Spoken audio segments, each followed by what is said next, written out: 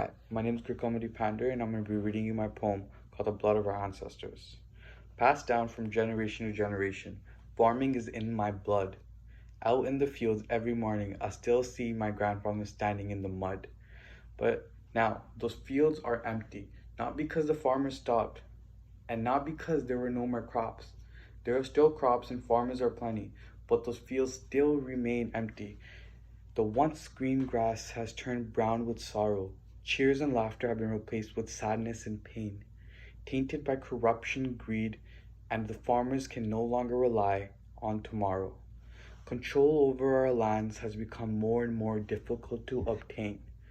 Those who promised to put the people's needs first lied. The farmers of our country are no longer a priority. The government looked away while millions cried. They begged and they pleaded, and they marched into the street because they knew no one else would fight for their rights. It all started with the bill, and now hundreds have been killed. The single border has become the last hope for survival, from children to the youth, and from the youth to our elders. The police brutality didn't spare any of the farmers. From starvation to tear gas, the poor must fight for their life while being judged by the upper class. From legs being broken to turbans being torn, the government watched as we mourned. They honked and yelled, but we didn't move. We continued our protest without the fear to lose.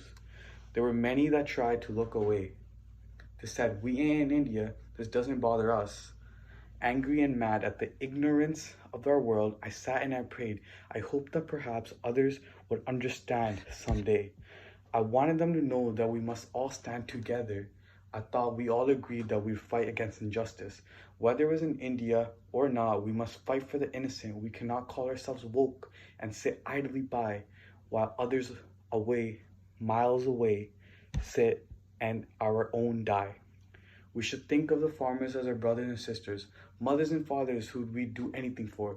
Whether in spirit or in the front lines, we must support and not ignore. Every day is the same. I turn the TV, I see my people, hungry and tired, and yet they're strong, preserving, optimistic, and inspired.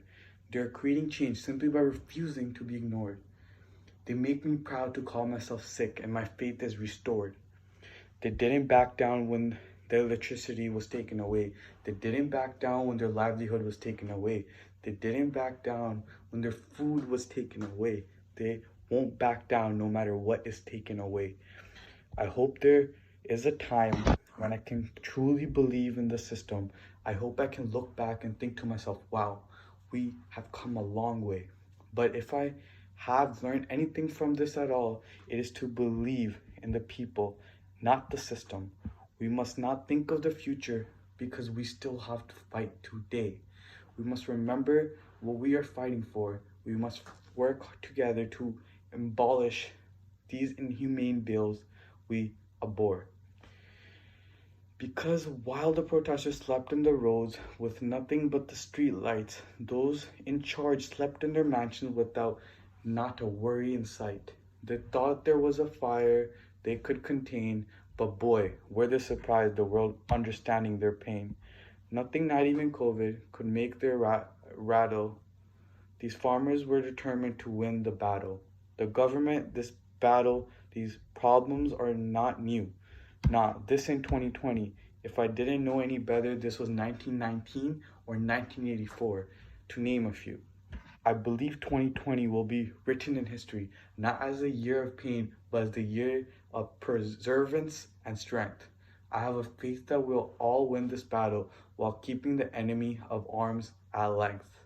So I implore you all to come together and support the millions of farmers who are peacefully protesting for their livelihood in India, because our actions and decisions today will shape the future generations of farmers who will live.